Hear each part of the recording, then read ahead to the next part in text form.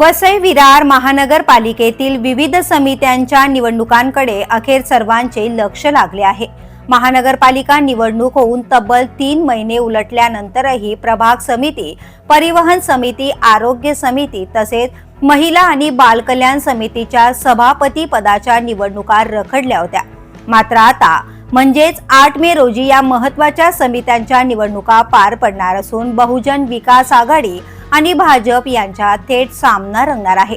या निवडणुकांसाठी पालघर जिल्हाधिकारी डॉक्टर इंदुराणी जाखड यांची पीठासीन अधिकारी म्हणून नियुक्ती करण्यात आली आहे। काल उमेदवारी अर्ज दाखल करण्याची प्रक्रिया पार पडली।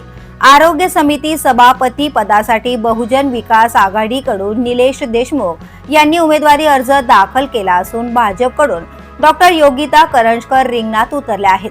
तर उपसभापती पदासाठी बहुजन विकास आघाडीकडून निशाद चोरगे आणि भाजपकडून जितेंद्र राऊळ यांनी अर्ज भरले आहेत। दरम्यान महिला आणि बालकल्याण समिती सभापती पदासाठी भाजपकडून सानवी यंदे यांनी उमेदवारी दाखल केली असून बहुजन विकास आघाडीकडून बीना मायकल फुर्टॅडो मैदानात उतरल्या आहेत। उपसभापती पदासाठी भाजपच्या मीना निकम तर बहुजन विकास आघाडीकडून सुवर्णा पाटील यांनी अर्ज सादर केले आहेत। महानगरपालिकेतील सत्ता समीकरणांच्या दृष्टीने या निवडणुका महत्त्वाच्या मानल्या जात असून दोन्ही पक्षांनी जोरदार मोर्चे बांधणी सुरू केली आहे।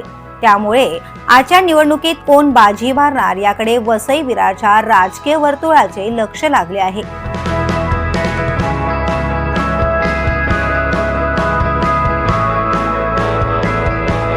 द पोलीस न्यूज साठी नितीन पाटील, वसई विरार।